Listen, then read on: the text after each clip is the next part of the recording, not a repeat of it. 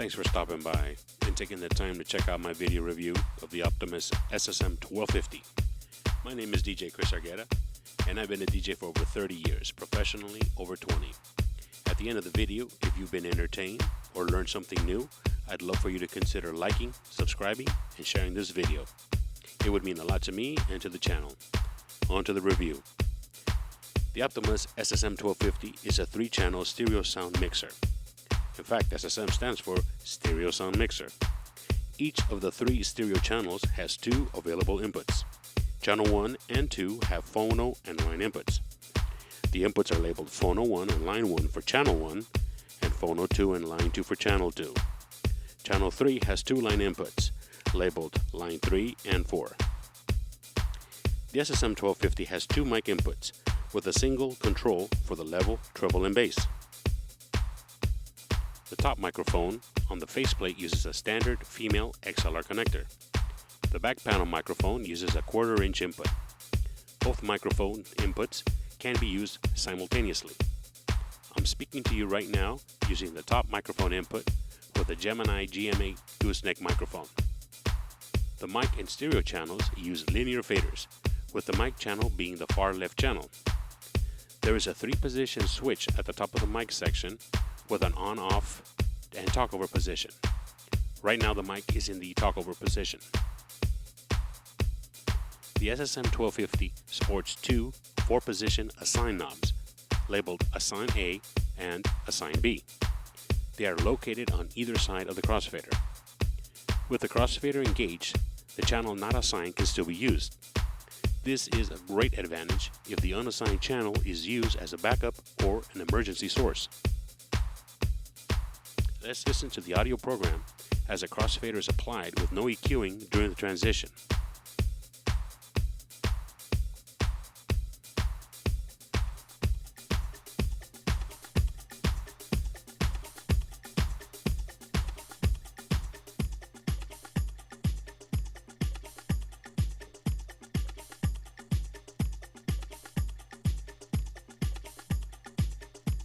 My only issue with the crossfader is that it is not as loose as newer mixers are.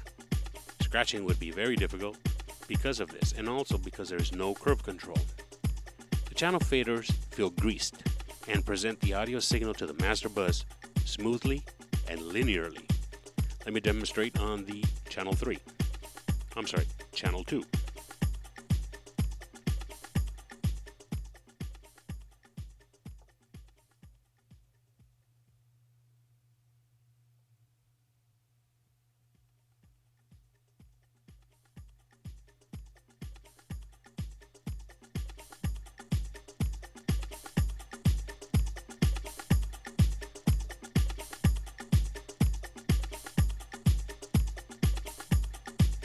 The master bus has a 3-band EQ, the only EQ on the mixer. I personally prefer this. It suits my particular mixing style of only dropping the bass as I blend the sources. Above the master EQ section is a mono stereo switch. This switch is invaluable for checking signals with a 1 kHz tone to tune the rest of your system. By placing the master signal in mono, you can calibrate external level meters. The master bus is a level rotary fader. Boy, do I wish all the channel faders were rotary faders. The audio quality is surprisingly usable considering the price and age. It's not a boutique mixer by any stretch of the imagination, but the audio is definitely usable. The headphone cue section is well done. It uses a dedicated area on the faceplate, and they are not spread out all over the place. Cueing is available for all sources, the microphones, and all 3 stereo channels. There is a cue mix knob allowing a DJ to hear the master signal along with any cued source. I would have liked to have seen a split cue function here, but what do you expect for less than $80 in 2022? At first I had a problem with the headphone jack being above the cue control, but I've gotten used to it, and I can move the headphone cue cable out of the way using the carrying handle. 12-volt, 3-watt max BNC receptacle for a gooseneck light is provided at the top left of the corner. Lastly, on the faceplate, we have the dual stereo VU meters. that look absolutely gorgeous.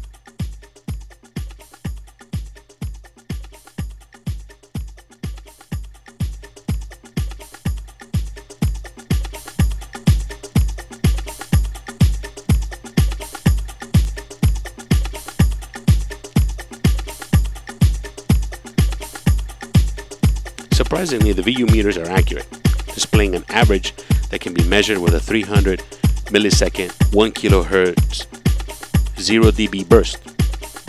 Radio Shack put out quite a few mixers that use VU meters. The lamp provides a warm glow that perfectly lights the meters.